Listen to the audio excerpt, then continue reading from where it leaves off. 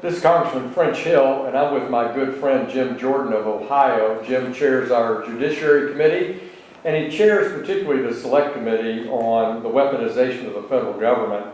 And Mr. Jordan's been so helpful to the people in Central Arkansas, trying to get answers to the question, why did the ATF, the Alcohol, Tobacco, and Firearms and Explosives Unit, use such excessive force in trying to execute a search warrant on Brian Malinowski, our director of the Clinton National Airport, and secondarily, what's going on with the Biden administration on our federal firearms dealers. So, Jim, you had a hearing where Bud Cummins, our lawyer and our former U.S. Attorney in Little Rock, was before you to talk about the Malinowski case.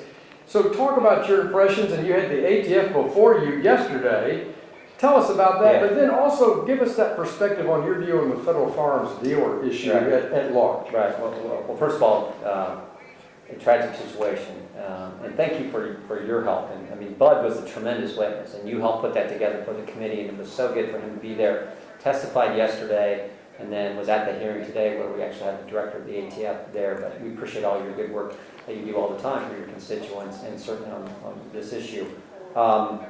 And then we got to meet, Brian Malinowski's widow. Mayor Malinowski. What a nice lady. Oh, a wonderful woman, and just in shock to see her husband killed in front of her.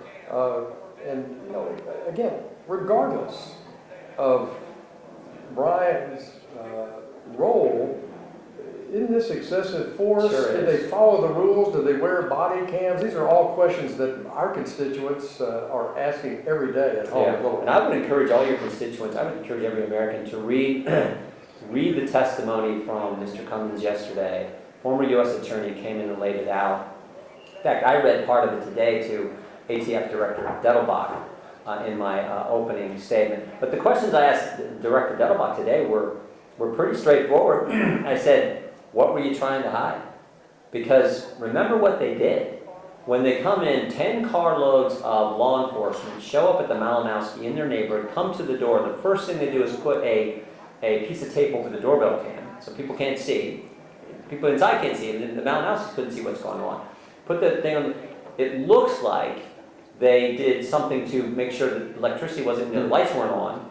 And then, of course, they weren't following rules, both the ATF rules and frankly the police, the local police, weren't wearing body cameras. And that's a Biden executive order Sure ordering federal agents to do that. It's a standard policy. Yeah, and I thought what was really compelling is the fact that all this goes down in 57 seconds. Pre-dawn raid, 10 cars come in, make sure the doorbell camera you can't view through that. Can't see through that, no electricity it looks like, and then of course not wearing body cams.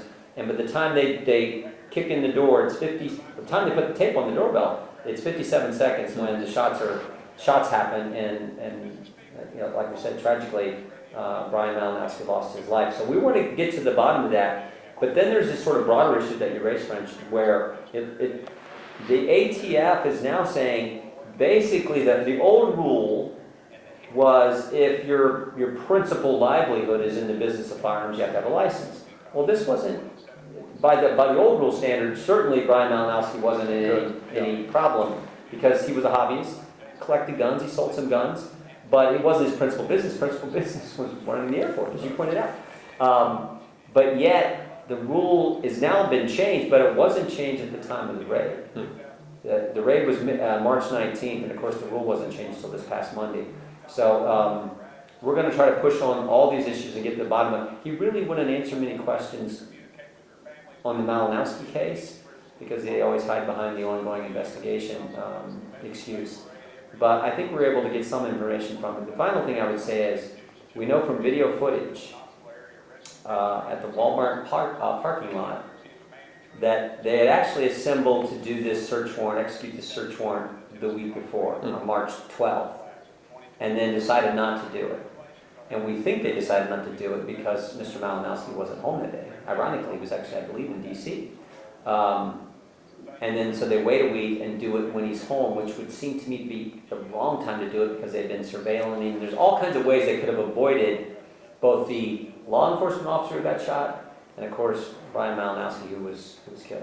It's an all-around tragedy, and I think it's all around a policy issue about the use of force in a white-collar investigation and search warrant, Yeah.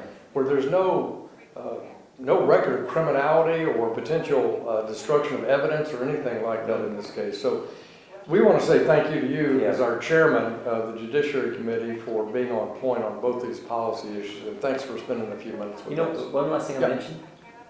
Maybe the most egregious thing was the way they treated Mary, his wife, because they grabbed her, took her out. I think the temperature was only like the 30s. Put her in the back of a car, and she was still in her nightgown because it was a 6:02 when they did this. Wouldn't let her go to the neighbor's house, to the restroom. Wouldn't answer any questions. Wouldn't let her see her husband who just been shot. As they're to a person. You met her. I got a chance to meet her. What a nice lady. She came up and I'm sure she did the same to you. Came up, give you a hug. I mean, it's just amazing. And the fact that she sat through 2 days of hearings, that to me is maybe just as terrible as what happened to all the other stuff. But it was just tragic how they this whole situation, of course, and how they treated her. But this is why Americans